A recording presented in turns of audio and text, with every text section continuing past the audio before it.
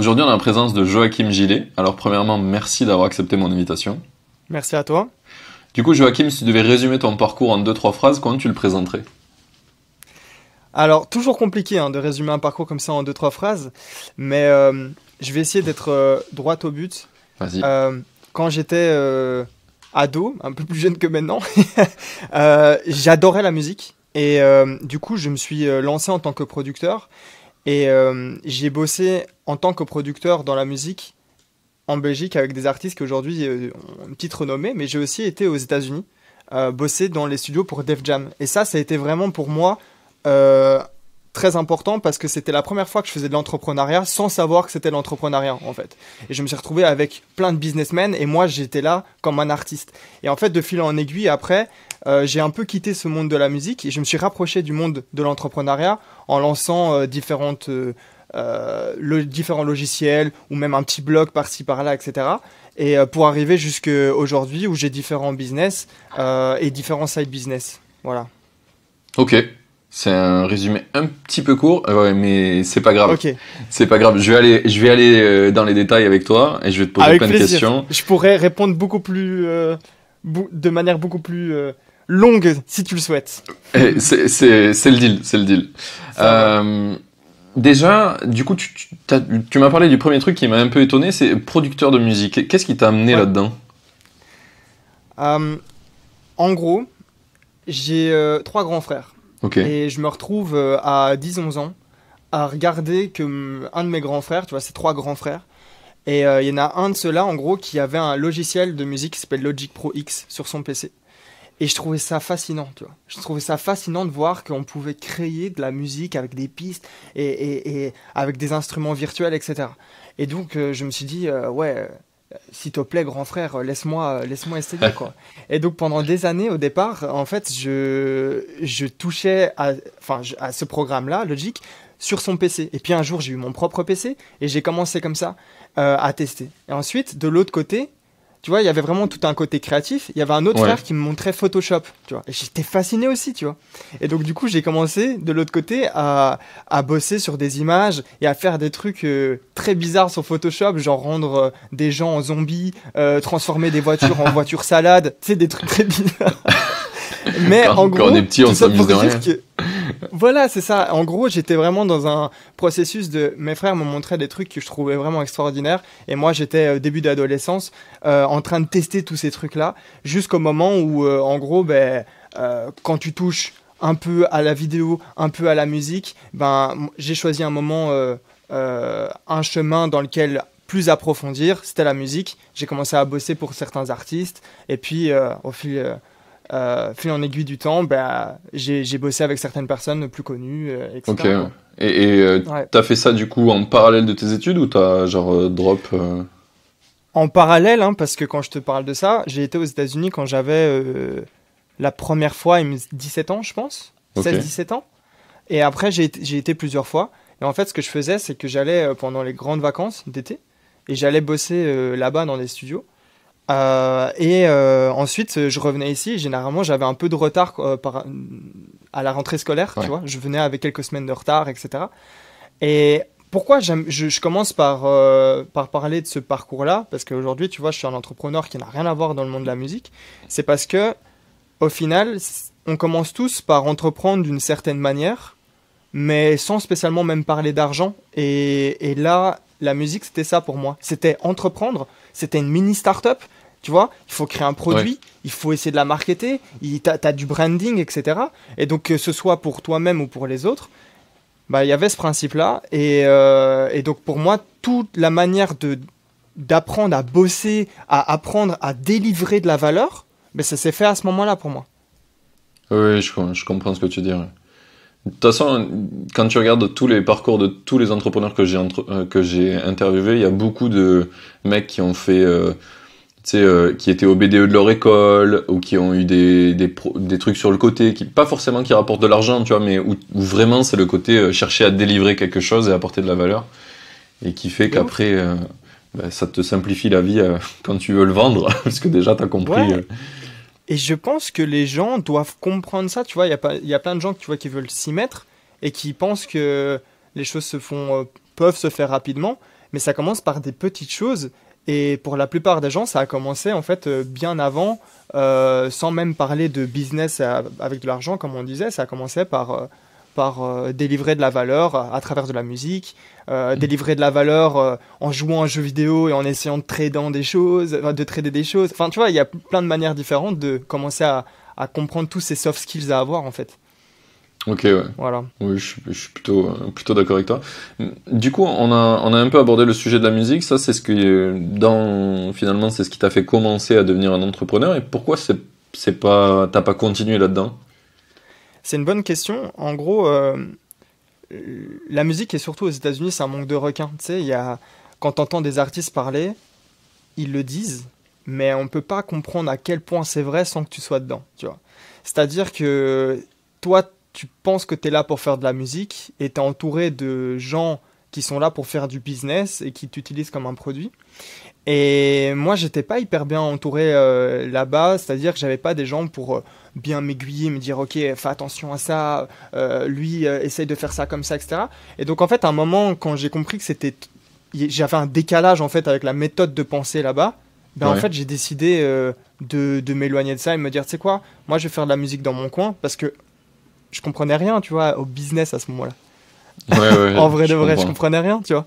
Et donc du coup, je me suis éloigné de ça parce qu'il y avait vraiment un décalage d'objectifs et un décalage sur. Voilà, je te donne un exemple tout simple. Vas-y. Je bossais là-bas avec un producteur et qui me disait euh, passe-moi tes musiques et potentiellement t'auras ton nom dessus, tu vois. Mais tu vois, tu vois, et toi, t'es là, t'es jeune, t'as la fougue, t'es en train de faire des trucs, et on te dit ça, et t'es là, mais attends, mais qu'est-ce que tu racontes, quoi, tu vois, bien sûr, enfin, on fait 50-50, non? Mais pas du tout, et en fait, c'est ça, Tiens, t'es voilà pas 10 euros spécialement... pour ta musique. C'est exactement ça. C'est potentiellement, tu seras payé, potentiellement, t'auras ton nom dessus, et en fait, tu dois accepter que ce soit comme ça, sauf si t'as des contacts, t'as des trucs, etc. Et donc, bref, moi, je suis revenu ici, en Belgique, et je me suis dit, bon, j'ai lâché un peu ça, Ok. et voilà. C'est comme ça que j'ai lâché ça. Et puis quelques temps après, moi j'ai continué à faire d'autres choses.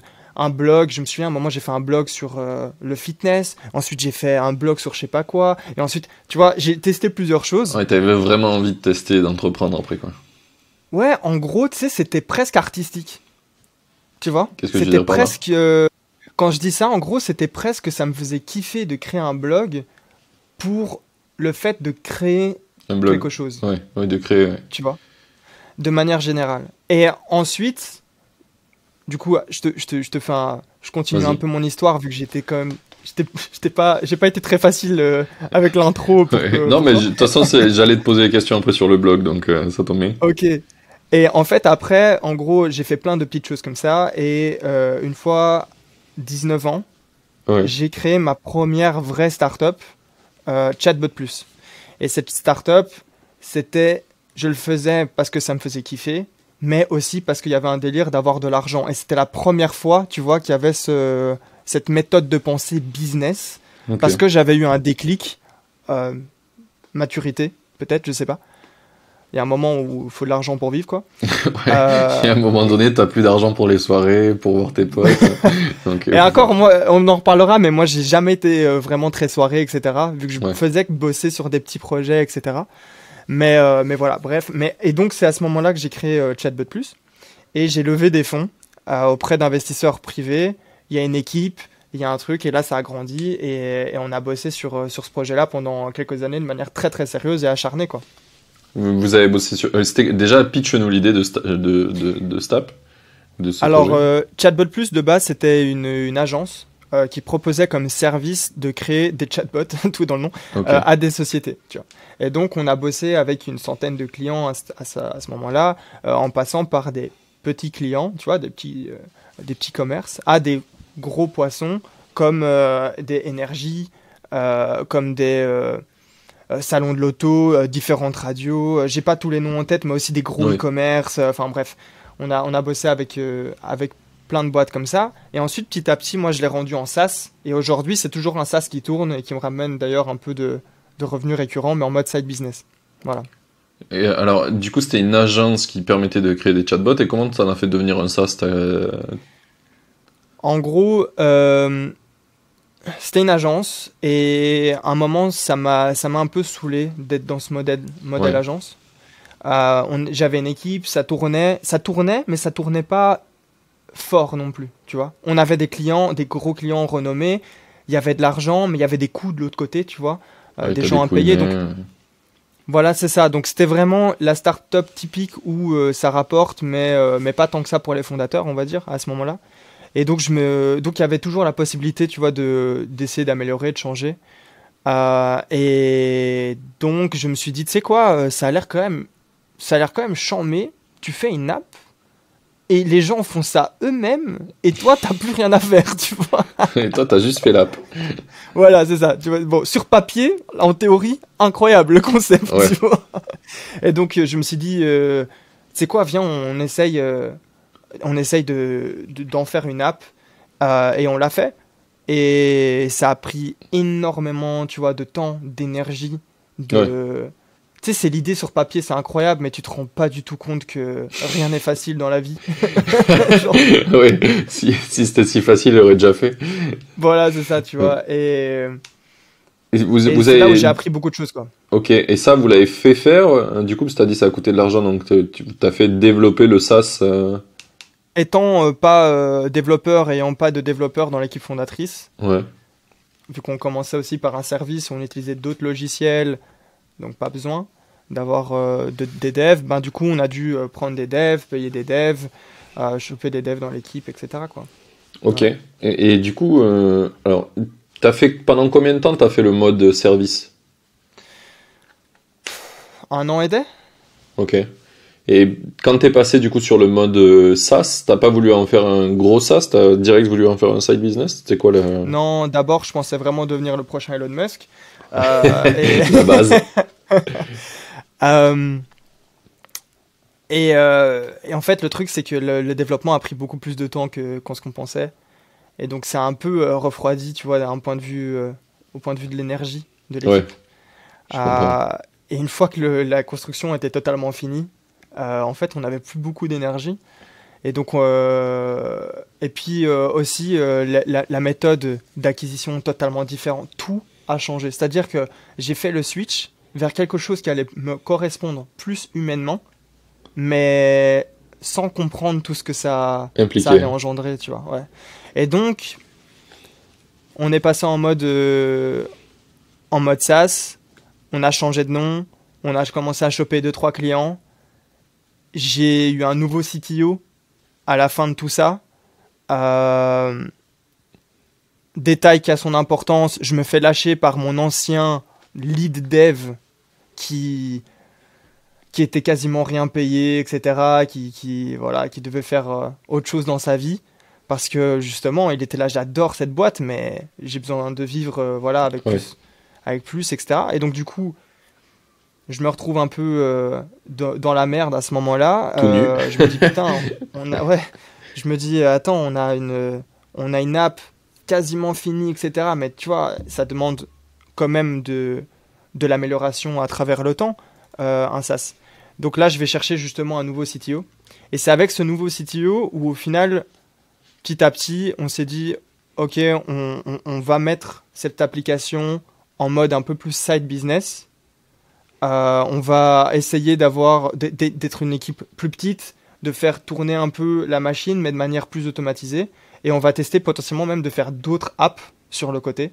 Ok. Et après, en fait, j'ai fait une deuxième app avec lui euh, qui s'appelle Scribe, qui permet de transcrire automatiquement l'audio en texte. Ok. Et c'est le deuxième euh, side que j'ai fait vraiment en mode logiciel avec lui D'accord. Ouais. et qui a permis de faire un peu d'argent, de l'argent récurrent aussi. Passer aussi dans AppSumo pour ceux qui connaissent. Donc Ah yes. le plus Scribe, grand. vous avez fait avec Scribe Absumo? Ouais, on a fait AppSumo, ouais. Ça a été, t'as fait des bons résultats dessus? Ouais, franchement, c'était sympa, ouais. Encore une fois, plus de travail que ce qu'on ne pensait, parce que c'est tout un truc de passer dans AppSumo, c'est des process très très cadenassés, très longs, euh, mais, euh, mais super intéressants, quoi. Et on a fait de l'expérience, du résultat, c'est tout ce qu'il faut, quoi. Tu Ok, trop bien. vois. Ouais, J'ai pas noté, j'avais une question qui m'intéressait. Ah oui, si. vas-y. Au niveau de l'agence, quand t'es passé de agence à SaaS, du coup, t'as dû Mhm. virer tout le monde?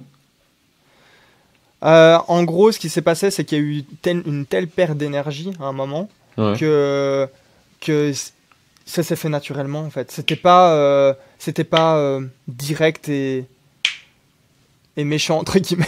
Ouais, Ça ouais. s'est fait naturellement, tu vois. Les gens comprenaient qu'il y avait une perte de vitesse et que voilà, simplement. Et il faut savoir aussi qu'on bossait essentiellement avec des freelances. D'accord, ouais. Oui, donc Donc c'est juste pas renouveler les contrats, quoi. voilà, c'était beaucoup plus simple.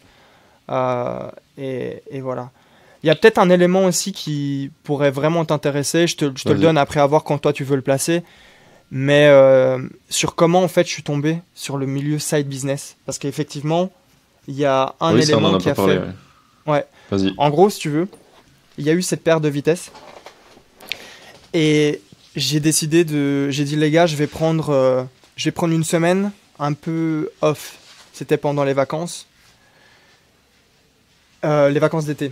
Oui. Et je me suis dit, pendant cette semaine, je vais faire autre chose de ma vie, tu vois, je vais changer mon quotidien pour essayer de voir les choses d'un autre angle, voir comment on reprend, etc., tu vois. Mais toujours dans cette vision de reprendre les choses. Et je me dis, mais tu sais quoi, pendant cette semaine-là, tu travailles pas, tu vois. Tu travailles pas. Et j'ai pas réussi à ne pas travailler. C'est-à-dire que j'ai rien fait, et mon cerveau, tu vois, il commençait à devenir fou, parce qu'il Bouillonner, était ouais. habitué. Et je me suis dit, mais attends, Joe, t'avais une idée, à un moment, de lancer un petit business pour aider les gens à passer le permis de conduire, tu vois. Et c'était une petite idée simple, efficace, de vendre un PDF tranquille. Et je me suis dit, mais tu sais quoi, je vais profiter en fait de cette semaine pour faire un business où pour une fois je suis solo, tu vois. Ouais. Je compte pas sur les process de l'un ou de l'autre, je délègue rien, je fais tout de A à Z et je m'étais dit ça allait permettre en fait de consolider mes compétences, reprendre aussi confiance en moi sur certains domaines, tu vois, dans l'acquisition, tu vois, reprendre les choses en main. Et je l'ai fait. Et c'est là que j'ai fait mon premier side business parce que tu sais, le rendre automatically, donc Chatbot Plus, la boîte de chatbot. Ouais. En SaaS, ça s'est fait après ça. En gros, dans la chronologie, je t'ai pas aidé. Ouais. C'est pas Les grave. les choses me reviennent. Hein. Comme quoi, Ouais. c'est freestyle ici. C'est pas en direct, mais tout comme. C'est pareil. Mais en gros, tu vois, je suis tombé sur l'univers du side business sans vraiment même m'informer ou quoi, tu vois. Pratiquement en le réinventant et en créant cette mini boîte tout seul. Et je lance ce PDF, je fais ma landing page, j'applique tout ce que j'ai appris, etc. Et le premier jour, j'ai une vente, mec. Donc, C'est bien. c'est-à-dire que j'ai mis mes pubs Google, C'était etc. quoi le prix? Alors, le prix de ce e-book de base, c'était 2,50. Ah oui. Et la première journée, j'avais mis 5 euros de pub. Et j'avais eu une vente. Et je m'étais dit, attends, j'ai fait ça quand même, tu vois, comme ça. Il y a 1 million de trucs à optimiser, mais j'ai une vente, tu vois. Le premier jour comme ça, il y a quelque chose. Le deuxième jour, j'optimise la pub, le pricing, le funnel, un peu tout. Je mets toujours 5 euros, et cette fois, j'en gagne genre 8, tu vois. Ouais. Mieux. Le troisième jour, j'optimise, etc., etc. Et aujourd'hui, ça fait des années, et ça rapporte... J'aime pas trop parler de chiffres, on pourra en parler après, pourquoi, etc. Mais quand je mets 1 euro, ça m'en rapporte genre 4-5, quoi. Sur ce projet-là, et à hauteur de quelques milliers d'euros par mois, personnellement. Ok, ouais. Voilà. Et donc, en gros... C'est toujours le même pricing, du coup, ou c'est... Non, non, tout a changé, Tout va Ok. changer. C'est d'un côté, il y a un e-book qui est beaucoup plus cher. Ensuite, tu as un upsell vers un site où tu peux t'entraîner avec un programme, etc. Alors, avec un pricing beaucoup plus cher. Enfin bref, tout a changé depuis lors. Il y a eu Ok. énormément d'optimisation, etc. Mais ça, c'est typiquement en fait mon premier side business qui tourne à, je pourrais dire 100% automatique. La réalité, c'est 99 parce que une fois de temps en temps, il faut toujours répondre à un mail, mais c'est quasi rien. Oui, ça va. Et ça m'a ouvert les yeux, en fait. Ça m'a ouvert les yeux. Parce que je me suis dit, je me casse le cul avec une start-up. Non, mais c'est vrai, tu Non, lèves mais on des se le dit fonds. tous. Ça, c'est ouf. Attends, t'es là avec ton board meeting, le type avec sa chemise en face, et t'es là, et toi, à la fin du mois, tu gagnes des cacahuètes, alors que, voilà. Et là, tu vends un e-book, alors rien à voir, entre guillemets, Ouais. et tu fais du chiffre. Et en fait, le vrai problème, il était dans les process, tu vois, dans la manière d'imaginer même la startup en tant que telle. Et donc, j'ai essayé de tout changer après ça et de me dire, attends, on va plus essayer de créer des entreprises, plus des startups. On va essayer de créer des projets qui créent de l'argent pour les fondateurs, tu vois. Ouais. Et donc, Et qui donne de la valeur aux clients et tout le monde est content, quoi. voilà, c'est ça, tu vois. Et donc, j'y reviens après avec, parce que c'est le petit flashback hein, de l'histoire. Mais du coup, c'est pour ça que je me suis dit, tu sais quoi, Automately, donc ex-Chatbot Plus, le Ouais. logiciel de chatbot. On va en faire un side business aussi. Et tu sais quoi, Antoine, donc mon CTO, vient, on va créer un deuxième logiciel avec cette méthode side business. Et donc ce qui fait que je me suis retrouvé après avec 3 sides et plus rien de principal comme business dans ma vie en fait. Ok. Ça a été quoi le... Ah si, c'était Scribe, le deuxième, c'est C'est ça, ouais. ça, exactement. Ok. Et ça a Ouais, été quoi un petit peu les délais donc le premier, t'as mis pas mal de temps de le transférer d'agence à SaaS, c'est ça? Et c'est ça. Scribe, c'était quoi vous avez mis combien de temps pour le faire? Un peu mieux? Alors ouais, parce que tu vois, j'avais eu l'expérience Du startup, premier? l'expérience side business. Donc il y avait moyen, tu vois, de faire un bon mix là-dessus. Et donc là, Scribe, le but c'était de créer un side, donc être le plus proche de la génération de revenus pour les fondateurs le plus rapidement possible, tu vois. Donc au départ, j'avais dit à Antoine, écoute, viens, on imagine une V1 qu'on peut faire genre en 3 jours. Tu connais, ça a pris une semaine et des. Mais ça va, tu vois. Genre, ça a pris une semaine et des, on a designé, j'ai designé en partie l'application, lui, il l'a codé, etc. Et ce qui fait que, en fait, après, directement, une semaine et demie, on commençait à avoir du revenu, quoi. Ok, ouais. Ouais. Direct, c'était quoi votre modèle d'affaires sur Scribe? Il a changé aussi, mais au départ, à ce moment-là, c'était... tu vois, c'est toujours le même process, la manière dont je Ouais. fonctionne en tout cas. C'est très rapidement, tu mets un MVP avec, ou pas, avec ton intuition, tu te dis, ok, ça, je pense que ça peut fonctionner, etc. Et donc là, à ce moment-là, c'était, tu uploadais ton fichier Mhm. audio, il calculait la longueur et il te faisait payer X centimes la minute. Ok, ouais. Voilà. Et donc, c'était même technique qu'avec le PDF pour le permis de conduire. C'était un pricing qui, au départ, était très faible. Ok. C'est une technique que j'aime bien faire, c'est-à-dire mettre un pricing, mais faible. Comme ça, tu peux très rapidement tester si ça prend d'un point de vue acquisition, mais tu sais que tu as une chier d'optimisation à faire sur tout le funnel, quoi. Ouais, ouais. Voilà. C'est un des trucs que je me suis rendu compte récemment aussi, c'est qu'en fait, si tu mets un prix fort ou le prix, on va dire, qui serait le plus optimal parce que tu arrives à le deviner avec l'expérience, mais en Ouais. fait, tous les trucs que tu as mal fait à côté, du coup, ils vont être cachés parce que ton prix va être bloquant pour les utilisateurs. Du coup, tu vas dire, ah ben personne le veut. Alors qu'en fait, s'il faut, c'est ta copie qui est pas bonne, c'est ta présentation, enfin, plein de choses. Et du coup, il vaut mieux mettre un Ouais. prix qui peut paraître dérisoire au début. Parce que comme ça, tu vas avoir des gens qui payent, qui vont être relous et qui vont te faire dire, ah, ok, il faut que j'améliore, j'ai pas Ouais, fait assez franchement, cher. C'est une technique, en tout cas, c'est une manière d'approcher, hein. Il y en a d'autres, mais elle est pas mal parce qu'effectivement, tu te concentres sur l'acquisition et l'acquisition payante. Et ça, c'est quand même la plus grosse erreur que j'ai faite dans le passé, en mode SaaS, avec ma première boîte, justement, quand je l'ai passé en mode SaaS. C'est de vouloir faire des pricing qui étaient, tu vois, l'entre-deux bizarre, tu vois. C'est-à-dire que c'est pas très cher. C'est entre les deux, du coup, t'es pas hyper rentable et en même temps, Ouais, les il y en a clients, qui, ils capent pas trop non plus. Enfin voilà, tu vois, ça va pas. Donc, vaut mieux, je pense, tu vois, aller, soit t'as confiance, t'as de l'expérience dans le domaine, tu sais de quoi tu parles, ton produit, il est quali, vas-y, tu tapes haut parce que tu sais ce que vaut ton produit. Soit si t'en sais rien, bah, teste d'abord ton acquisition tranquillement, avec un petit pricing tranquille. Mais par contre, dans ta tête, tu sais que c'est en attendant. Attention, là, je parle vraiment pour les SaaS, hein, parce qu'il y a des gens oui. qui nous écoutent qui, pour des services, etc., ne sous-pricez jamais ce que vous faites. Hein, mais pour un SaaS, on parle at scale, et donc c'est différent, selon moi. Oui, oui, oui. Bah, c'est moins grave que...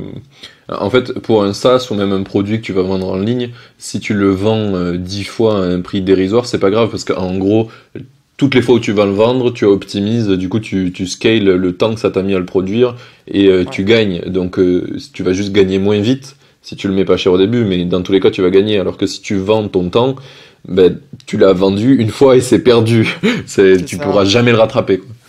C'est ça. Et ouais, on pourra potentiellement en parler, mais c'est vrai que ça, c'est un fléau. Pour les gens qui nous écoutent, ne sous-pricez pas ce que vous faites, c'est très important.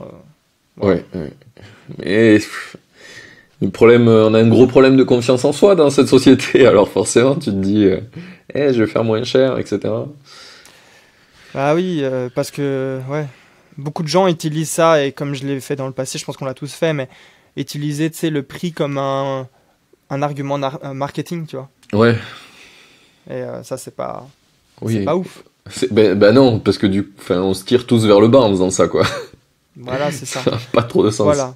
Mais par contre, vous mettez quelque chose qui est scalable comme un produit ou service que vous vendiez une fois ou 1 million de fois, ça ne change rien. Mais effectivement, les 50 premières fois, vont essayer que le prix ne soit pas un frein. Comme ça, vous pouvez tester tout le reste de votre funnel. Voilà. Bon, en C'est ça. résumé, Très très bon résumé.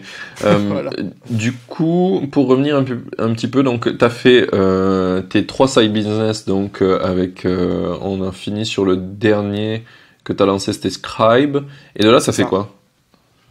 À partir de ce moment-là, Ouais, qu'est-ce que j'ai fait? Ok. Donc j'ai bossé sur ces différents sides tranquillement, j'ai amélioré, etc. Et ensuite, il me semble, hein, que on arrive à un moment où je me dis, j'aimerais bien revenir avec un business central, ok, tu vois? Parce que l'esprit side, c'est génial. Honnêtement, c'est magnifique. Mais personnellement, j'aime bien avoir un gros focus et avoir des business sur le côté.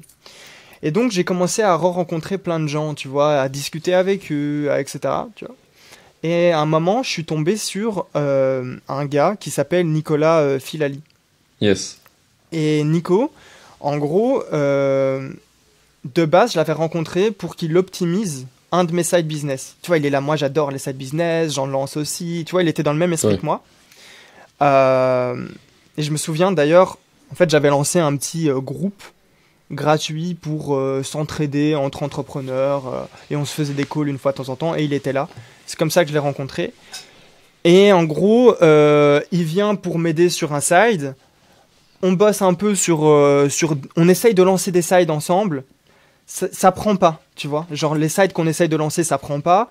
Et ouais, puis, un moment, de fil en aiguille, lui a vraiment été allez, comment expliquer, un point important, tu vois, dans le développement, parce qu'il va me proposer, en gros, de rejoindre Nouvelle Académie. ok, Donc, Nouvelle Académie, en 2 mots, aujourd'hui, c'est une société de services qui aide les gens à lancer des side business. Voilà. j'en parle, pas pour faire la pub, mais Non, non, mais pour vas-y. l'histoire. Ça fait partie de tes business, faut en parler. Et je pense que Ouais, ça voilà. intéresse l'audience, clairement. Voilà. Et en gros, il m'appelle en me disant, écoute, on est une jeune équipe, jeune dans le sens d'un point de vue de l'expérience, de bosser ensemble, etc. Ouais. Parce que si vous m'entendez, les gars, qu'est-ce que vous êtes vieux. Euh, Surtout toi, Nico. Gros big up à vous d'ailleurs. Mais parce qu'ils écouteront d'office ce podcast, c'est sûr. Oui. Ils t'écoutent de base. Euh, et en gros, il me dit, viens, rejoins Nouvelle Académie, on a besoin de quelqu'un qui agit un peu comme un CEO dans le sens qui cadre, qui essaye de donner une vision, de cadrer, etc. Tu vois. Et de fil en aiguille, du coup, moi j'ai commencé à bosser pour cette boîte et à rejoindre en tant que cofondateur, en fait, cette boîte-là. Et donc voilà, c'est ce que j'ai fait à ce moment-là. Ok. Voilà. Donc c'est ton business maintenant actuel, c'est ça sur lequel tu dédies plus de temps, on va dire. C'est mon business central. J'en ai d'autres et on va en parler après. Je me suis Yes. lancé dans d'autres sides après.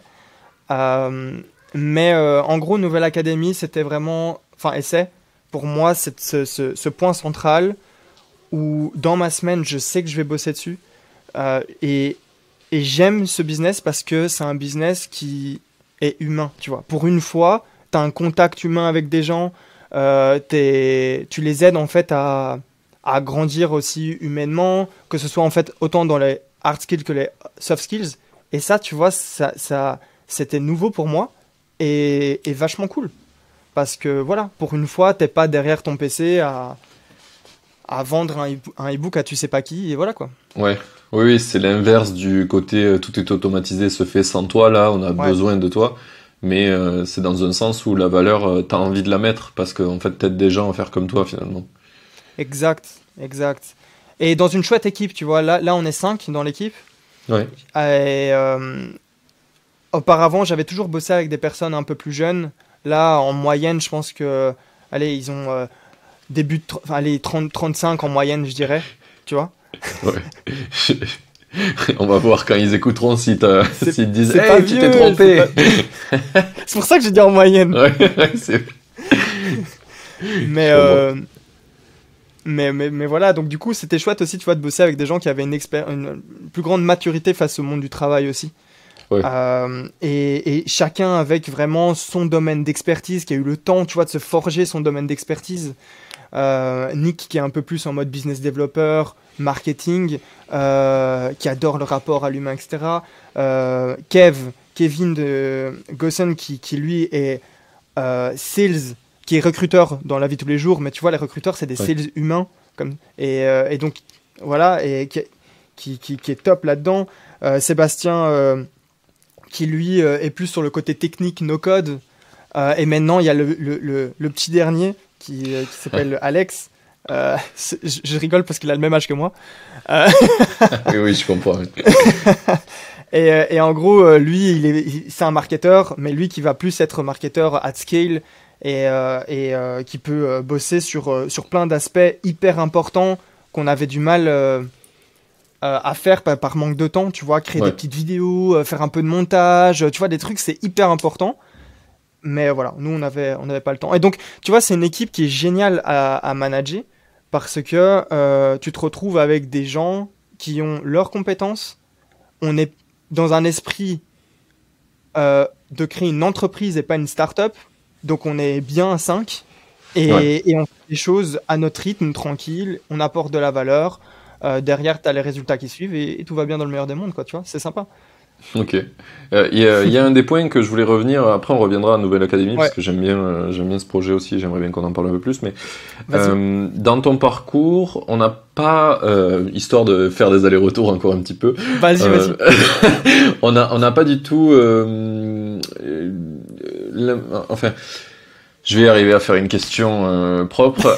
Prends ton temps. En gros, à quel moment, une fois que tu as quitté le côté startup, t'es revenu au moment de la ramène profitabilité, donc le moment où tu peux vivre de tes sides? Ça a mis combien de temps pour faire ça? Euh, En gros, je gagnais déjà de l'argent dès ma première startup, donc quand j'ai lancé à 19 ans, parce que j'avais Ouais. levé des fonds. Et je gagnais de l'argent, mais je gagnais pas bien spécialement ma vie, mais j'en gagnais, tu vois, de quoi être OK.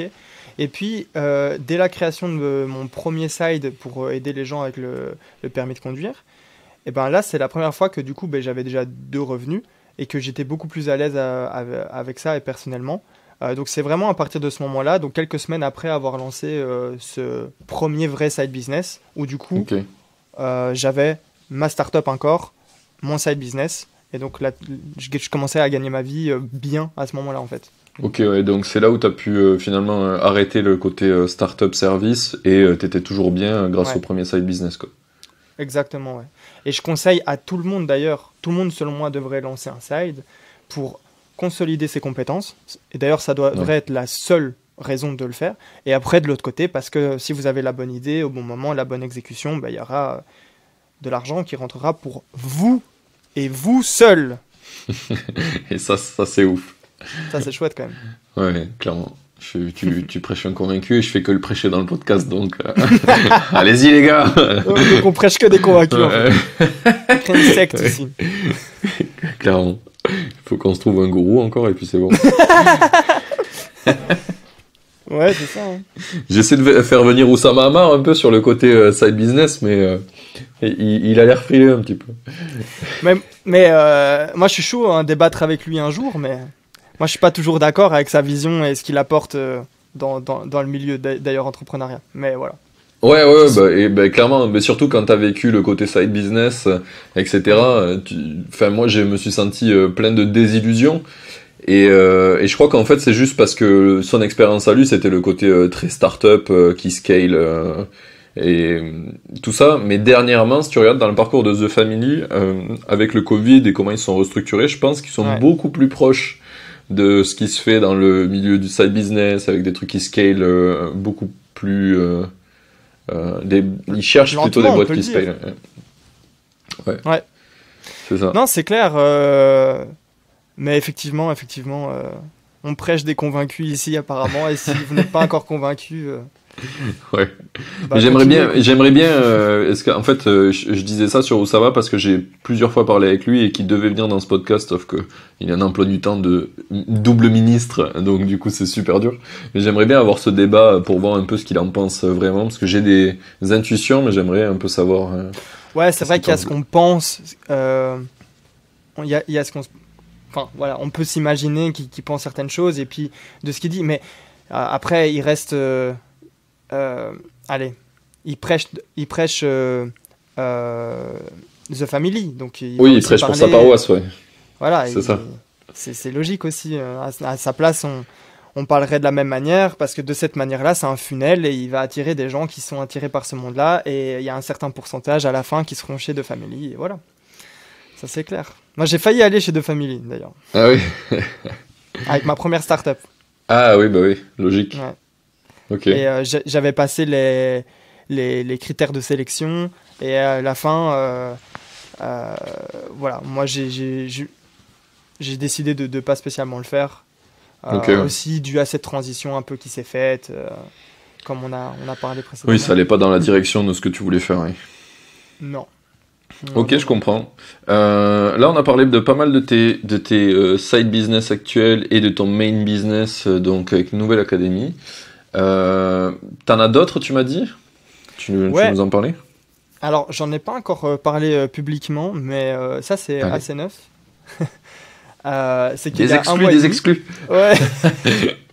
Et il y a un mois et demi, j'ai commencé à bosser sur un collectible NFT. Ok. Donc, c'est-à-dire que, et là c'est lancé, c'est-à-dire que, et pas qu'à moitié, on est 16 000 membres sur le Discord Ah putain,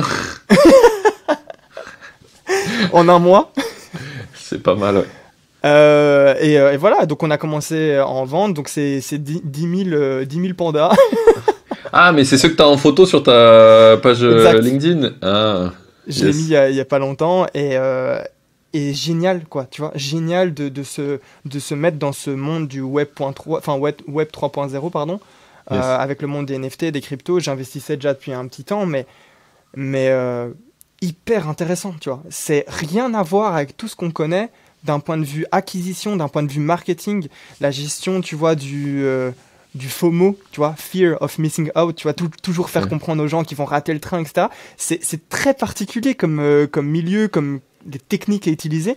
Et puis techniquement, c'est génial. Enfin, je veux dire, on a quand même créé des 10 000 pandas qui sont l'équivalent d'un billet de banque, tu vois.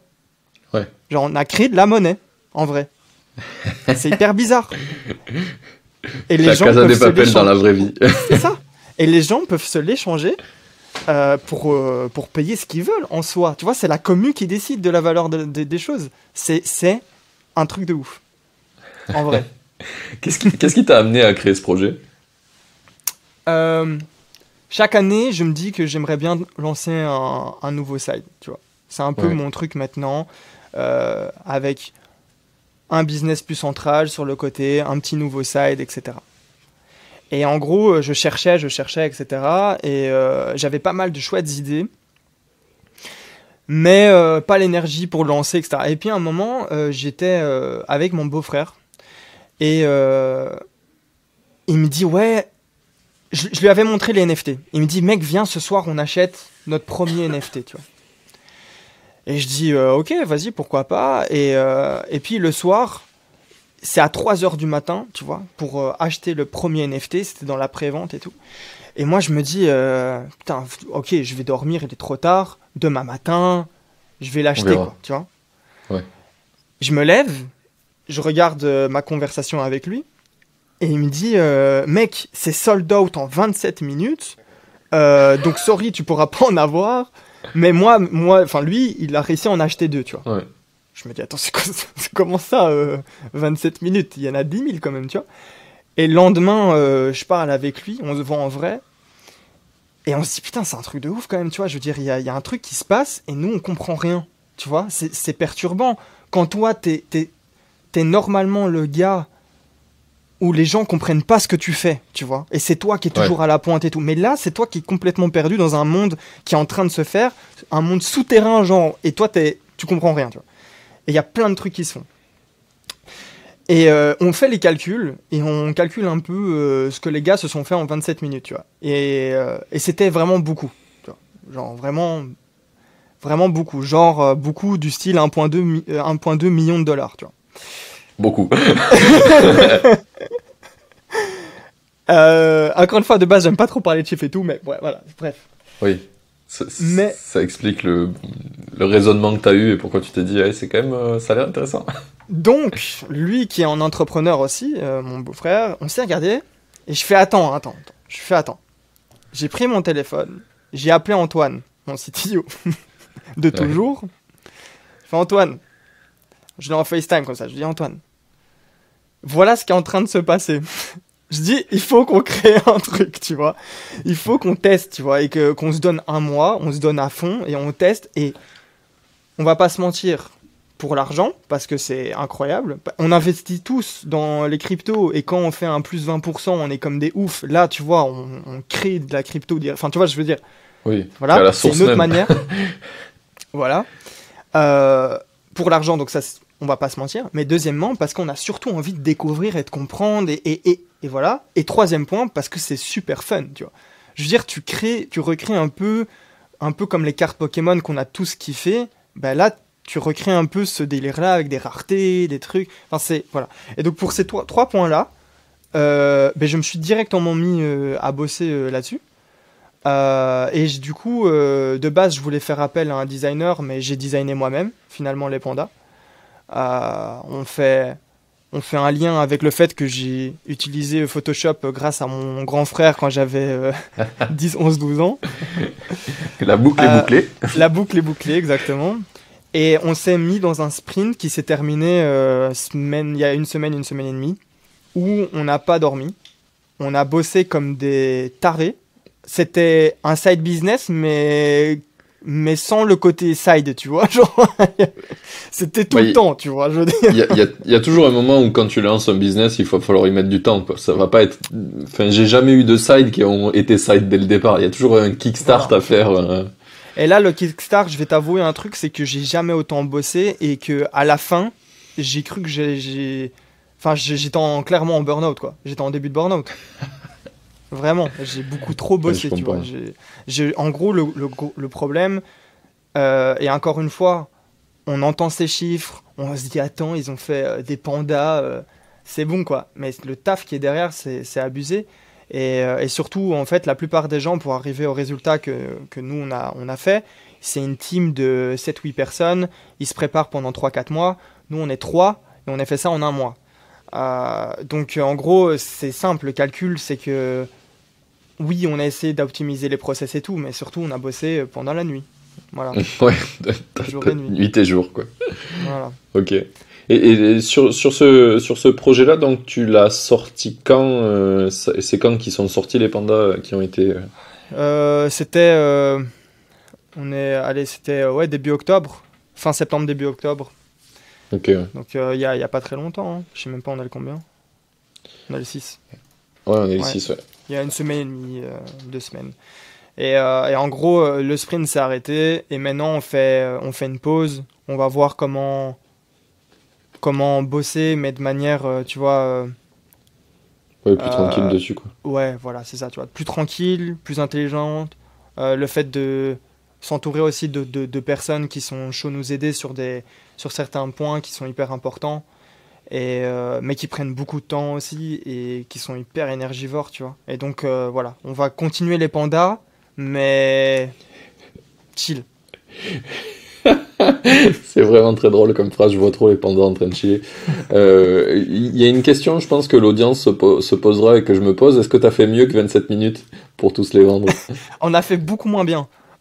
Ok, On a fait mais c'est beaucoup pas moins mal. bien parce que c'est ça la vie. C'est que tu penses que les choses sont faciles, tu penses que voilà, mais on a fait de l'argent, on a aussi investi pas mal, mais mine de rien, voilà, on s'est retrouvé avec la fin du mois avec chacun un très très beau salaire, tu vois, on va pas se mentir. Mais on était déçus parce que on pensait pouvoir faire mieux.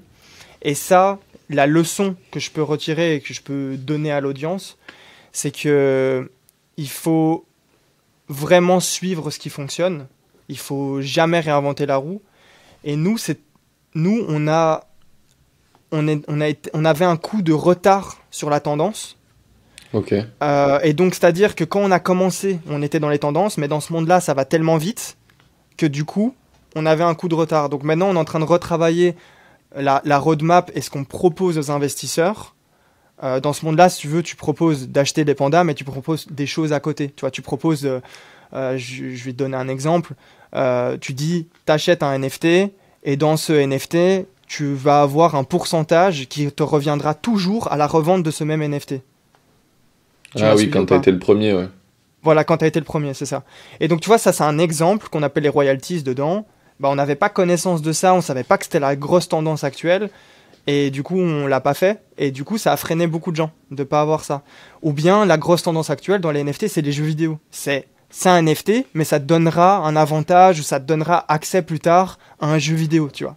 Et donc ça, on savait D'accord. pas. Et donc on est en train de réfléchir comment pouvoir bosser un petit jeu vidéo pour pouvoir donner tous ces avantages aux investisseurs, être dans la tendance, vu que on n'y connaissait en fait rien sans le savoir. Ouais, t'es Voilà, parti de zéro, ouais, donc voilà, c'est ça. c'est pas si mal. Enfin, pour être parti de zéro, finir à Non, 16 en 000 sur vrai c'est bien. Discord. Ouais. En vrai c'est bien. Voilà, c'est bien, mais on veut toujours plus. Et c'est ça le problème de l'humain aussi. Mais voilà. Oui, ça je veux bien le croire. On va toujours un peu trop loin. Mais je pense qu'on apprend de plus en plus à être raisonnable, hein. Le monde est en train de nous y obliger. Ouais, ouais, mais ça fait peur et c'est pour ça que j'essaye, tu vois, moi j'essaie de pas trop parler de chiffres, etc. Et je sais que tout le monde n'est pas d'accord avec moi sur cette vision et moi-même je suis pas totalement d'accord avec ça. Avec Ça peut encore toi-même. changer. Ouais, voilà, Ouais, je comprends. mais en gros c'est qu'il y a un moment tu désynchronises tellement en fait ce que tu gagnes avec la manière dont le reste du monde gagne cet argent Mm. que voilà, il y a une espèce de pudeur qui s'installe. Parce qu'en gros, Ouais, ça devient. Les gens ont une tendance à le voir comme indécent, en fait, au bout d'un moment.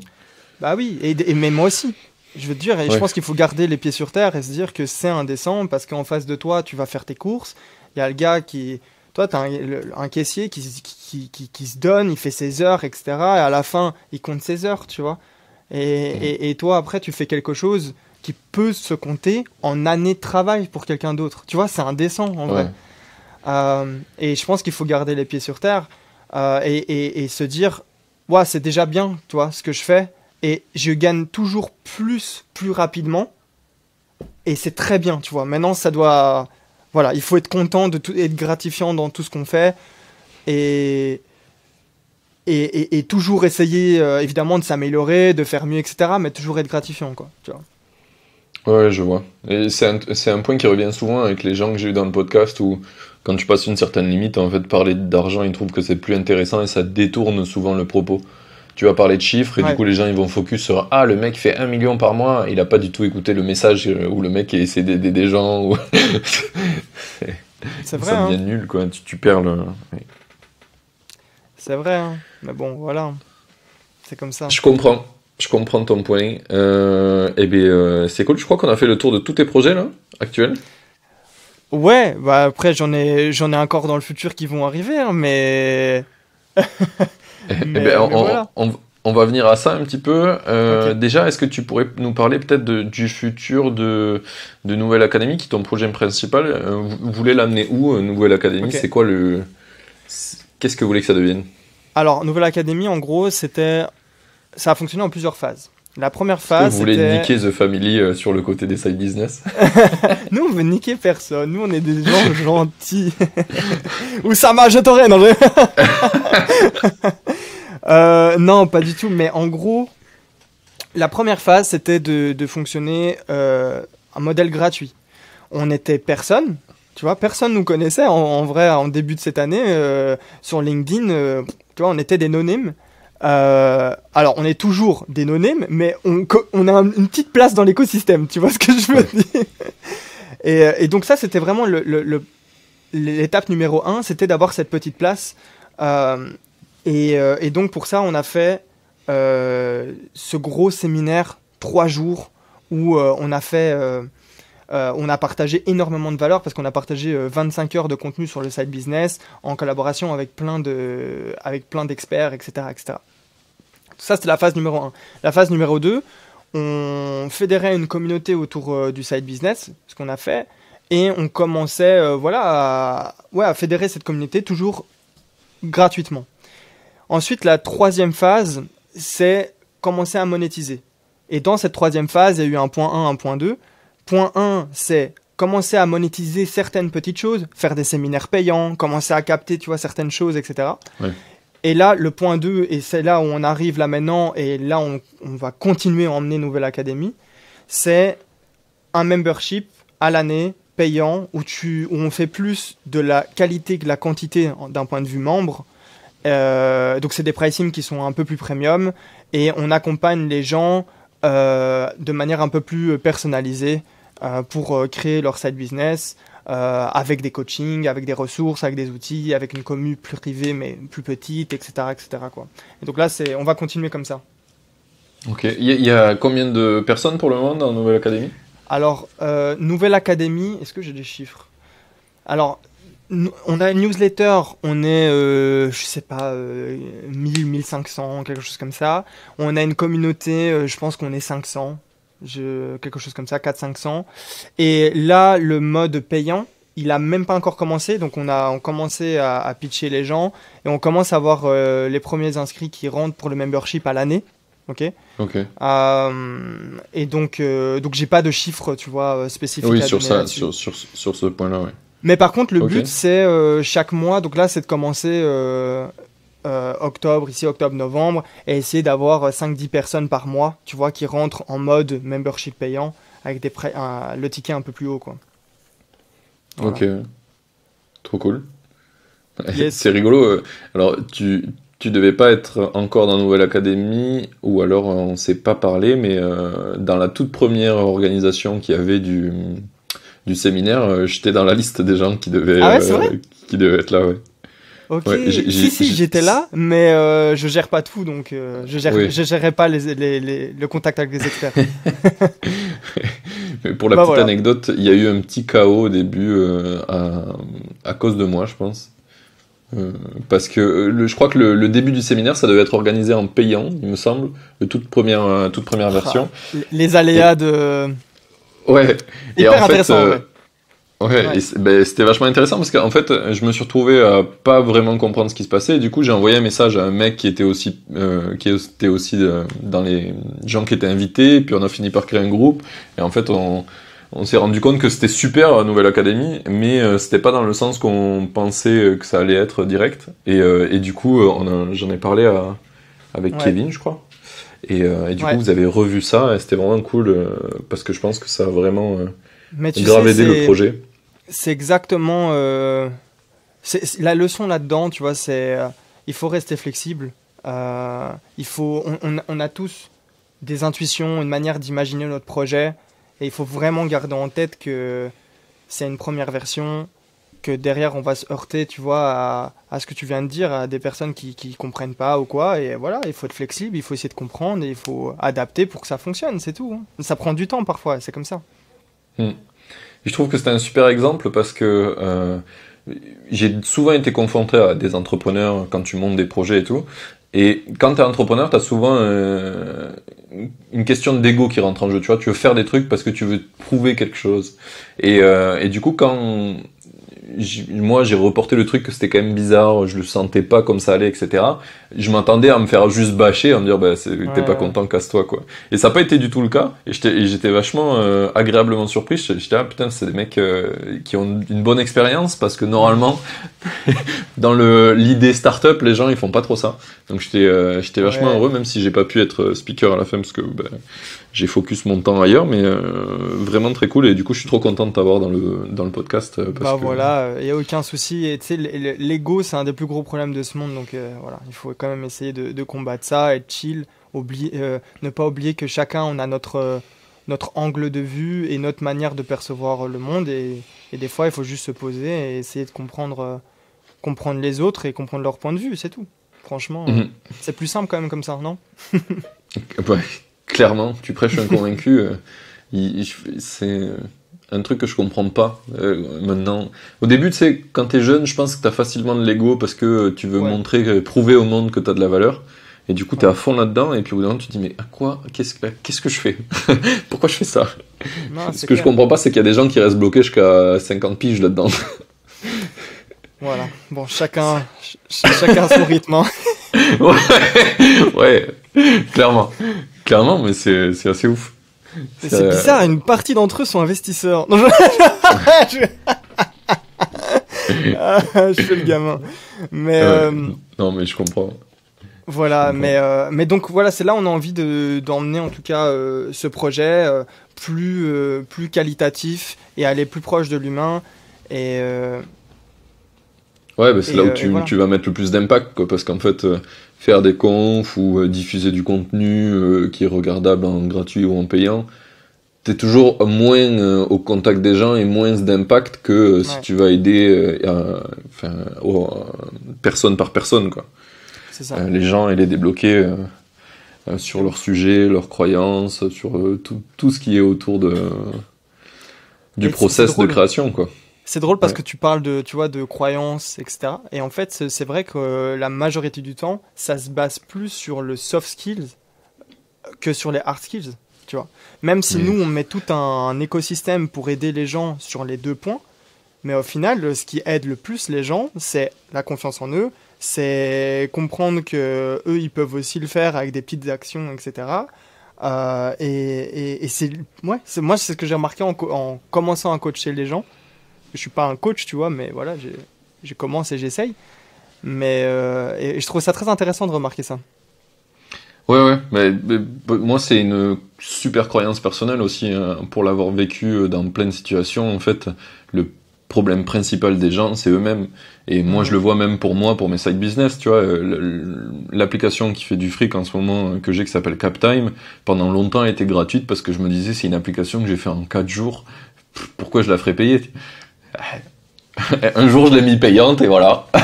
Et j'ai rien touché, hein. J'ai juste mis le prix. J'ai même pas fait une page de vente différente, hein. C'était vraiment genre juste mis un prix. Génial. Et là, je me suis dit, oh là là, 3 ans gratuitement, alors que maintenant... Waouh. Mais tu vois, tu vois, quand tu te rends compte de ça et que tu te rends compte du coût d'opportunité, ça fait tellement mal que plus jamais tu recommences, quoi. Ah ben, C'est ouais. 3 ans. T'imagines 3 ans, combien t'aurais gagné pendant ces 3 ans? Ben, C'est fou, hein. l'application, elle a eu 60 000 téléchargements et je l'ai mis payante au bout de 3 ans à 3 balles. Ouais, tu regardes, ça fait un bon paquet de fric. Bah, c'est génial. Et surtout que le taux de Génial. téléchargement par jour a pas baissé quand j'ai mis le prix. C'est génial. Donc ça, c'était le pire. Tu sais, je me suis dit, c'est même pas genre des gens qui l'auraient pas... J'aurais eu moins de téléchargements. Non, pareil. Moi, je m'y Pendant connais pas. 6 mois que je l'ai mis payant, c'était pareil. Je m'y connais pas hyper bien dans les applications mobiles. J'en ai jamais fait, simplement. Et donc, ce que tu me dis là, c'est super inspirant, tu vois. Ça veut dire qu'il y a un vrai marché encore aujourd'hui là-dessus et c'est génial. Je savais pas du tout. Je vais un peu analyser l'application dont tu viens de parler. Vas-y, il y a un boulevard pour la simple raison que se mettre sur un App Store, c'est chiant. Mhm. Et donc, du coup, t'as un boulevard immense de trucs. L'application que je te parle, c'est un timer de CrossFit. C'est un timer de CrossFit qui recopie le design de celui qu'il y a dans les salles de CrossFit. Il fait rien de plus. Il y a Tabata, tu vois, il y a 4 C'est modes. génial. Oui, non. Une fois que je l'ai mis payant et que j'ai commencé à gagner de l'argent avec, je me suis dit, ok, donc j'étais un trou de cul depuis le début. Mais c'est génial et c'est fou hein, parce que pas mal de gens se demandent attends, est-ce qu'il y a. Tu vois, soit j'ai pas d'idée, soit il y a tout qui a été fait.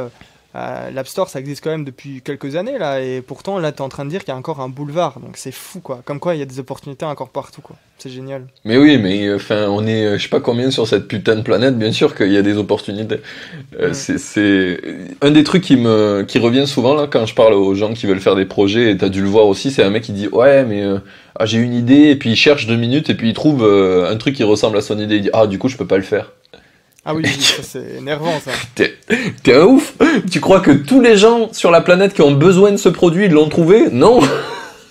Donc du coup, Non, faut juste que tu trouves un panel différent de gens qui posent la question différemment finalement du problème, et voilà. Enfin, un exemple que je prends souvent pour ces gens-là, c'est il y a un truc que t'as jamais trouvé sur internet, et donc il y a des gens qui disent ouais j'ai cherché un truc j'ai pas trouvé, et du coup bah tu prends cet exemple et tu cherches sur Google et tu le trouves à la place du mec devant lui, parce que en fait toi tu Bah cherches oui. pas comme lui et du coup tu vas le Oui, trouver. bien Et sûr. le mec il fait ah ça existe, mais oui ça existe parce que c'est juste tu l'as pas cherché de la bonne manière. Moi tu vois je travaille dans la tech, du coup je passe ma life à chercher des solutions sur internet, donc je trouve beaucoup plus facilement que les gens en général, C'est et du peut-être coup notre meilleure compétence d'ailleurs. Hein. ouais, enfin, mais clairement, mais tu vois ce que tu disais tout à l'heure sur les soft skills et les hard skills. Je pense que les Ouais. gens, ils ont besoin de se rassurer avec des hard skills, mais ce que t'apprends souvent dans les écoles, etc., c'est des soft skills. Et moi, quand j'ai été prof de code, j'ai dit aux gens, en fait, on s'en branle du code. Vous allez pas apprendre à coder. Je vais vous apprendre à travailler ensemble. Et une fois que vous travaillerez ensemble, vous allez produire du bon code. Ils étaient là, quoi? Et en fait, ça a super bien marché. Ouais, Et j'avoue. enfin, voilà. J'avoue. C'est clair. C'est clair. La force des soft skills. Mais ouais, mais c'est tellement ouf comme les gens le voient pas, ça. Et une fois que tu l'as compris, ça paraît tellement évident. Tu te dis Ouais. mais c'est beaucoup plus dur à apprendre un soft skill et à les faire évoluer. Je sais que moi, il y a des trucs où sur mes projets, je me bats encore avec moi-même. Je sais que j'ai ce problème, que j'ai pas ce skill-là, que je sais pas le faire bien, et c'est hyper long à le faire évoluer. Alors que tu vois, apprendre à bosser sur une nouvelle techno, à faire du copywriting, je m'en fous, j'y arrive. Mais dès que c'est sur du soft, c'est beaucoup plus long à apprendre, Ouais, parce que il faut que tu changes des choses profondément en toi. Tu vois, Ouais. des croyances profondes, ce que je Ouais. disais tout à l'heure. ouais, de ouf. Non, c'est puissant. Hein. C'est vrai. Bon, et ben alors attends, regarde, ça fait 1h03 qu'on discute, c'est plutôt pas mal. On est bon sur le timing, on est bon. On a parlé de plein de sujets. Je vais revenir un petit peu. Donc, je pense que les objectifs sur les projets, sur tes projets, on voit assez bien pourquoi tu fais ça. Ben, ça c'est une bonne question que je t'ai pas posée. Tu Vas-y. m'as dit que t'avais envie de faire des nouveaux projets. Et justement, une question qui est intéressante, c'est comment tu trouves tes nouveaux projets? C'est quoi ton process un peu pour te dire, tiens, je vais faire ça? C'est hyper intuitif déjà, tu vois. Ça commence par une intuition et c'est pour ceux qui se disent j'ai pas d'idée, comment ça c'est intuitif, euh, ça se travaille, c'est-à-dire que quand tu commences à trouver une idée et puis une deuxième et que tu commences à bosser ces idées, il y en a d'autres qui arrivent. Donc déjà il y a toutes ces idées tu vois qui arrivent naturellement parce que potentiellement tu as appris à t'ouvrir aussi aux opportunités de ce monde, à comprendre que attends, là, attends mais là il y a personne qui fait ça comme ça alors que il y a plein de gens qui recherchent ça, alors Ouais, il faut le faire. Donc je dirais que comment je trouve par hasard en discutant avec des gens, en cherchant sur Internet, en vivant simplement et en comprenant que tu as une opportunité qui se trouve quelque part. Et des opportunités, il y en a partout. On a sûrement même parlé d'opportunités durant School, tu vois. Il y a des choses ouais. qu'on pourrait ressortir. Donc voilà, maintenant, après, comment on peut définir que c'est une bonne idée? Ça, Ça c'est c'est plus une dur. autre Ouais. discussion. Et ça, c'est l'expérience, c'est la maturité euh, euh, au niveau du travail et des compétences personnelles qui permettent de comprendre que comprendre très rapidement qu'est-ce qu'il faudra pour mettre en place cette idée, comprendre avec en voyant ça en parallèle, comprendre que l'acquisition devrait se faire d'une certaine manière et comprendre que la technique devrait se faire d'une certaine manière. Et là, tu vas capter, ben, est-ce que moi j'ai envie de me mettre dans cette idée qui va demander tel type de taf dans l'acquisition, dans la technique, qui va demander la gestion d'une équipe qui devra ressembler à telle ou telle chose selon la taille de l'idée, enfin voilà, de la Du possibilité projet, ouais. ouais, du Ouais. projet quoi. Donc voilà, mais c'est toujours compliqué cette question, hein. Ouais, ouais. Mais c'est rigolo parce que je trouve que quand tu commences, ton problème c'est comment trouver des idées. Et Ouais, quand t'as commencé à faire des idées de merde qui n'ont pas marché, tu commences à avoir de l'expérience et plein d'idées en tête. Et ton problème c'est comment trouver la bonne idée à faire et pas perdre ton temps. Parce que t'en as plein. Moi je sais ouais, que mon téléphone il est rempli de notes sur l'application de notes où il y a marqué idée. ouais, c'est Idée. clair. Alors là, je peux ouvrir un livre d'idées. Eh ben attends, mais tu vois, ça c'est une idée de side. En vrai de vrai, je te jure, C'est vrai. et c'est vraiment cette compétence qu'il faut développer, c'est-à-dire il faut faire plein de choses, il faut que les gens se fassent confiance et se disent des idées, je vais en trouver à mort durant nos vies, et il faut essayer d'ouvrir à chaque fois ses grandes oreilles et se dire attends, là on vient de parler d'un livre d'idées, il y a un PDF à faire quoi. Franchement, franchement Bah, clairement, les 100 idées, enfin voilà. et c'est rigolo parce que tu disais, je suis sûr que dans cette conversation, en vrai, si tu réfléchis, il y en a plein. Tous Il y en les a trucs plein. qu'on s'est, enfin, toutes les questions que je te pose, en fait, ça peut faire un PDF, Ouais, de une ouf. formation, parce qu'à chaque fois, c'est des trucs qui intéressent les gens qui se lancent. De dingue. Je sens qu'il va avoir beaucoup de nouveaux contenus sur Nouvelle Académie qui va arriver en réécoutant. Non, mais c'est cool. Mais c'est ça, c'est parce qu'on n'a jamais assez de contenu dans ce monde. Il y a encore plein de choses à faire et on se rend pas compte à quel point bah, ce que représente en fait la civilisation humaine, c'est énorme, tu vois. C'est tellement grand qu'on n'arrive pas à se représenter ça. Et du coup, on se croit plus petit. Enfin, comment expliquer? On n'a pas l'impression que des gens seront intéressés alors qu'il y a tellement de gens sur cette terre. Enfin, on en a un peu parlé, Ouais. mais c'est fou. Ouais, non, je pense que c'est. J'ai fait le double effet qui se coule avec le timer de CrossFit où l'application, en fait, je la mets. Nous, on l'a fait à la base, cette application, pour montrer qu'on est capable de faire des applications parce que je voulais monter un studio qui développe des applications en genre 4 semaines. Ok, Genre, cool. vous avez bien ciblé votre idée, vous avez fait un test, ça marche. Bah, du coup, on la développe propre, bien, et on la sort, quoi. Je voulais faire Trop ça. marrant. C'est cool. Et du coup, on s'est dit, on va faire une démo pour faire ça de ce qu'on sait faire. Et du coup, on a fait cette démo-là. Et en fait, en France, on a eu peu de téléchargements et on a eu la plupart aux États-Unis, en Australie. Tu vois, vraiment Ouais, super à l'opposé de nous.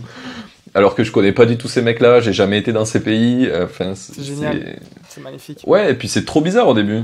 Tu dis, il y a un mec à l'autre bout de la planète qui a vu ton app, qui s'est dit, tiens, elle est trop bien, je la télécharge, je la paye. S'il peut même pas l'essayer, tu vois, il la paye direct. Et franchement, au moment où j'ai fait la page de vente, la page produit sur l'App Store, je l'ai pas beaucoup revu depuis. J'étais pas très bon en copywriting, hein, qu'on se le dise. C'est vraiment parce que le besoin est là. Il y a une vérité incroyable dans ce que tu viens de dire. Alex de Nouvelle Académie, tu vois, qui justement, lui, Ouais. marketeur, tu vois, crée des bonnes pages, des bons funnels, etc. Et il me dit, Joe, j'ai parlé d'un de tes side business là avec Nick, et on se disait, ta landing page, franchement, enfin, elle est comme quoi, elle était pas ouf. Et apparemment, il y avait même des problèmes d'image que j'avais même plus remarqué vu que voilà, je regarde plus. Et donc, c'est-à-dire qu'il y avait plein d'images qui manquaient. En fait, il y a eu un bug. Et il me dit, tu me fais vraiment remarquer que on s'en fout du design en fait. Ouais, Si les gens ont un besoin, peu importe que le mot soit parfaitement utilisé d'un terme copywriting, que le design il soit léché parfaitement, si comme tu as dit, le besoin il est là, c'est le market fit, c'est ça, tu vois. Et le reste, c'est de l'optimisation. C'est fou comme c'est vrai. Mais c'est chiant à entendre quand t'as pas de market fit. Ça, c'est une réalité. ouais. Ouais, clairement. Mais je pense que on revient sur les problèmes d'ego, tu vois. C'est quand t'as pas de market fit et que tu persistes, c'est un problème d'ego. Jette ton truc et fais un truc qui a un market fit. Enfin, C'est vrai, c'est vrai. Le problème, tu vois, je me revois moi, hein, il y a quelques années où t'as l'ego, certes, et il y a aussi à quel point qu'est-ce que tu dois modifier pour avoir ce market fit. Et c'est dur, tu vois. T'as pas les compétences justement pour comprendre que c'est pas seulement le titre en fait qu'il faut changer, c'est souvent bien plus profond que ça, mais voilà, oui. c'est pour ça que c'est dur, je trouve. Oui, c'est difficile à analyser entre est-ce que t'as juste fait une mauvaise copie et ta page de vente est pourrie ou c'est juste que ton produit sert à rien. Ouais, voilà. La différence est difficile au début à avoir. Donc le message vraiment de la discussion là, c'est les gars, c'est difficile le market fit. C'est ça. Vraiment, c'est la conclusion pas ouf. Mais bon. Non, mais je pense que dans tout ce qu'on a dit, il y a beaucoup de choses à prendre qui vont être cool pour nos éditeurs. Hein. De toute façon, comme à chaque fois, je leur dirais, je vous dis, du coup, puisque vous écoutez, d'envoyer des petits messages à Joachim pour lui dire merci, c'était trop cool, et puis peut-être vous inscrire d'ailleurs à Nouvelle Académie sur leur newsletter pour en savoir un peu plus, puisque je pense que il y a beaucoup de makers qui écoutent. C'est Et, très gentil de faire cette passe décisive, Martin. petite passe d'ess. Mais parce que je crois fort que on arrivera à faire des business et on arrivera à faire des choses bien en s'entraidant, pas en se tirant dans les pattes. Je sais plus qui me parlait il y a pas longtemps. Ah, hier j'ai rencontré un entrepreneur, là je suis à Lisbonne et je rencontre un entrepreneur, il me disait que son plus grand concurrent, il est allé voir un client qu'il venait d'avoir. Il a envoyé au client un message en mode cette boîte c'est de la merde. Je dis, mais qui fait ça? C'est ouf. Genre, c'est ton concurrent. T'as appris que le mec est devenu client chez ton concurrent et du coup tu vas voir le client pour lui dire que l'entreprise qu'il a sélectionnée c'est de la merde. Qu'est-ce qui se passe dans ta tête? Personne n'aime les gens qui tirent sur les autres. Mais ouais, puis je me suis dit même commercialement, ça veut dire quoi? Ça veut dire que imagine le client est pas satisfait. Moi je suis le client, je vais pas voir l'autre. Hein. Je me dis l'autre c'est un rageux, jamais de la life, je suis client chez lui. À fond. Moi j'écoute beaucoup de rap, tu vois, et moi ça m'inspire beaucoup de voir à quel point ils font des featuring. Il y en a qui se tirent dessus, etc. Mais tu vois, malgré tout, je pense que c'est le type de musique où les gens font le plus de feats. Et je pense que c'est une des choses qui a permis à cette industrie de se développer beaucoup plus que les autres. Ah bah ouais, de toute façon, ils ont grave compris qu'à la base, c'était les moutons noirs de la musique, du coup, il a fallu se défendre, Ouais, il a fallu se défendre autrement. exact. Mais voilà, je pense qu'il y a une vraie leçon à retenir, c'est effectivement faire des featuring, c'est cool. Et tu disais aux gens de m'envoyer des messages, je suis chaud, donner du feedback. Dites-moi qu'est-ce qui était intéressant, qu'est-ce qui n'était pas intéressant, qu'est-ce que j'aurais pu approfondir, parce que c'est très compliqué. En 1h30, tu vois, le job est compliqué, tu vois, de savoir qu'est-ce qu'on sélectionne, qu'est-ce qu'on dit pas. Donc moi je suis chaud, surtout que vous me partagez du feedback. Voilà. Trop bien. Allez, envoyez du feedback à fond. Bah, du coup, ça sera sur LinkedIn, je pense, c'est ça. Moi, je suis chaud sur mon Euh, LinkedIn, ouais. ouais. Ouais, avant de terminer cet épisode, j'ai quand même des questions finales à te poser. Il y en a Vas-y. une qui est vachement importante, c'est qu'est-ce que tu aurais aimé qu'on te dise avant que tu te lances? Euh, Moi, j'aurais aimé qu'on me dise d'être humble. Alors ça, c'est le premier truc. Et j'aurais aimé qu'on me dise un autre truc, et je vais détailler Mm. les deux. Être humble et ne pas être opportuniste. Ok. Alors, je m'exprime maintenant. Vas-y. Être humble, c'est parce que quand j'ai commencé, étant plus jeune que maintenant, euh, je comprenais pas à quel point il y a des moments il fallait apprendre à se taire, à écouter les autres, être attentif au feedback justement, et vraiment se poser et se dire je prends l'expérience des autres de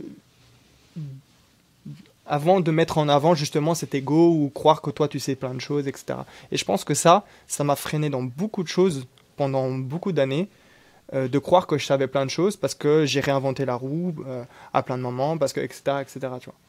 Donc ça, je pense que c'est hyper important. Deuxième, pas être opportuniste. C'est un gars qui m'a dit ça, si je veux utiliser un terme un peu cool, un mentor qui m'a dit ça un jour. Ouais.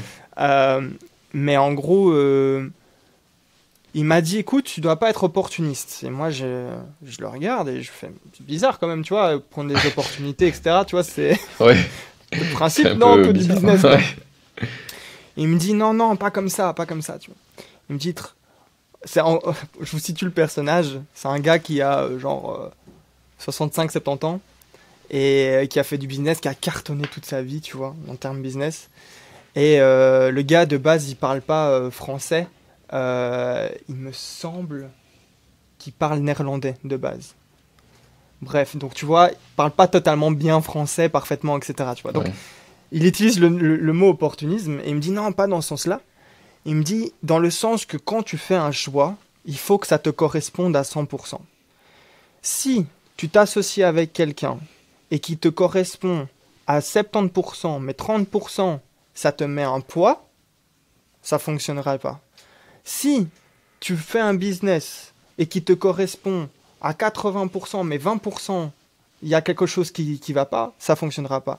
Et ça, c'est le problème de l'opportunisme. C'est que tu prends les choses pour la partie brillante, tu vois, mais, Ouais. mais pas pour l'intégralité. Et donc, avec le fait d'être humble, donc être à l'écoute des autres, se mettre un peu, savoir step back, et faire des choix parce que tu as envie d'aller dans cette direction à 100%, je pense que voilà, beaucoup de gens s'en sortiraient mieux. Et moi-même, je Beaucoup m'en mieux. sors mieux comme ça. Oui, mais je comprends tout à fait ton point. Et ça, je pense que ça fait écho à ce qu'on disait tout à l'heure, c'est qu'il y a tellement d'opportunités sur cette planète que tu vas pas être obligé de faire un truc de merde que tu trouves nul à chier et que tu as l'impression que tu voles les gens si tu le fais, quoi. Enfin là, j'ai Non, pris l'extrême, le pire. Mais t'es pas obligé de faire ça pour arriver à faire un truc bien. Tu peux faire des trucs très bien et que tu vas vraiment kiffer faire. Ça va le faire. Ça va le faire. c'est clair. Si. Ok. Donc voilà, j'espère Eh avoir bien bien, répondu à cette question. plutôt bien, plutôt bien. Doublement bien répondu, je dirais même. Let's go. Et du coup, on va passer à la petite question d'après. C'est quoi ta citation préférée? Alors, j'étais un bon élève, comme tu le sais, j'ai préparé une citation. Et le Vas-y. contexte de cette situation, c'est que j'ai pris une citation de Naruto. Stylé. J'adore, j'adore. J'ai beaucoup de citations qui viennent pas du tout des trucs standards. Il y en a, ils me C'est citent des vrai? gens de leur famille. Ouais, ouais, ouais. Ah, excellent. Bah, Naruto est un Ouais. peu de ma famille. Hein. Rien à voir. Non, mais j'adore Naruto. J'adore. Moi, ça m'a appris énormément de choses au final sur le business. Tu sais, le côté, c'est un peu niais ce que je vais te dire, tu vois, mais le Pas du côté. tout. Je suis sûr que non.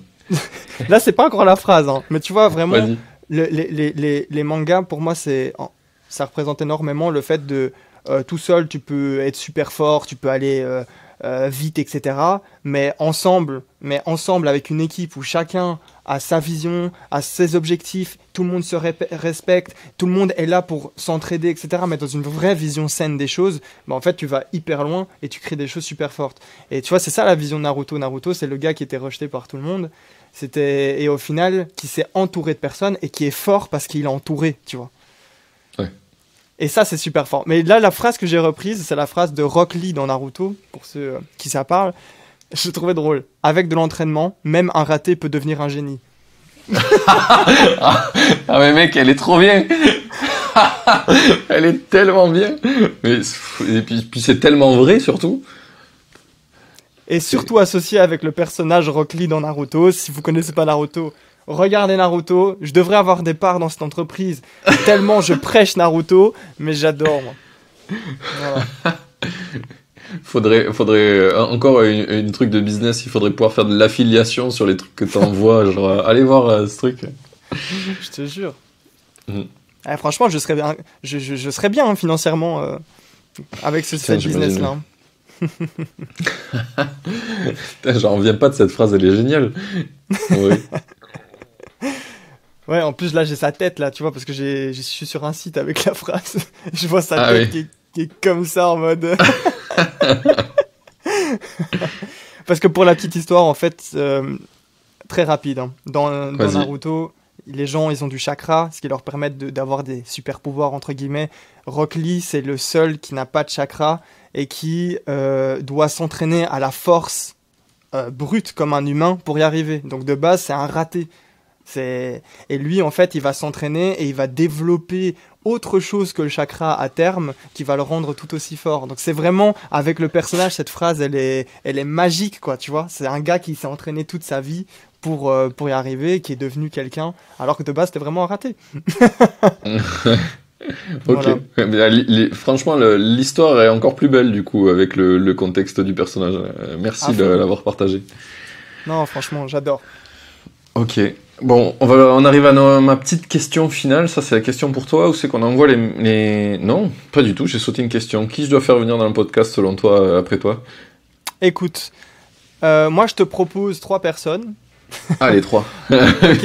Je te propose Nicolas Filali, parce que d'un point de vue side business, il a fait plein de choses super intéressantes. Plein de side business différents et des choses qui peuvent être insolites. Du style, il a fait un side business sur les taupes qui cartonnent. Donc c'est des... Ah ouais? Ouais, c'est... tu vois, le truc, tu sais pas d'où ça sort. Lui, la question comment tu trouves tes idées de side, ça risque d'être marrant. Deuxièmement, j'ai une pote qui s'appelle Caroline Jurado, qui est sympa et qui a plein de choses à partager et qui représente aussi... le côté féminin qu'on doit un peu plus représenter, je pense, dans le monde d'entrepreneuriat. Elle est sur la liste déjà. C'est vrai? Je l'ai vu sur LinkedIn passer, je me suis dit, ah, intéressant ça. Ouais, mais je pense, voilà, je pense que c'est un bon choix. Et troisièmement, Elon Musk, voilà, pour la blague. Ok. J'y enverrai un petit DM sur Twitter. Test, hein, on sait jamais. En vrai, il fait tellement de podcasts, ça pourrait passer. Voilà, c'est ça. Après, il fait genre qu'il travaille. Mais Elon, doucement. Doucement. Hein, on t'a vu fumer des joints. Hein. C'est ça, quoi. Voilà. Ok. Ben, trop bien. J'enverrai un petit message à Nicolas parce que c'est vrai que on a déjà parlé. J'avais jamais pensé à lui dans le podcast. Tu me fais bien de me le rappeler. Merci. Ça peut être sympa, quoi. Grave, je suis sûr. Et bien trop bien, du coup on arrive à cette fameuse question que j'avais commencé à dire. Où c'est qu'on envoie les makers qui veulent te suivre? Sur mon LinkedIn. Ok. Simple, efficace, Joachim Gillet. Venez me parler, venez m'envoyer des petits messages. Avec plaisir, j'essaierai aussi de répondre soit à vos questions et avec plaisir aussi je recevrai votre feedback. Le plus important, les gars, votre feedback. Les gars, quand je dis les gars, je mentionne la race humaine, hein, les gars, les filles. Ouais. Ouais.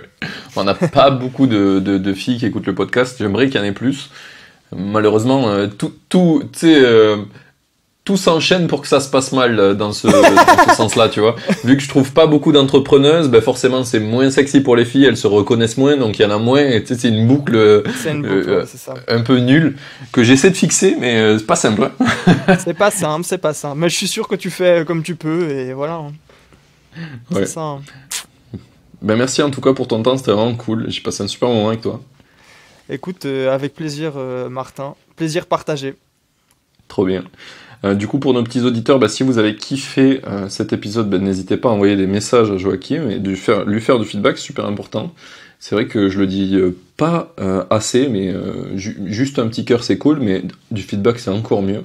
Ça aide vraiment à grandir, on en a toujours besoin, tous, peu importe où on en est. Et quand on est OK pour le prendre, le feedback, c'est comme ça qu'on avance. Donc trop cool, merci de m'avoir rappelé à ça. Je le conseillerais pour les prochains épisodes. Et du coup, pour nos auditeurs aussi, je vous dis à dans une semaine pour le prochain épisode. Voilà, salut! Ciao, ciao!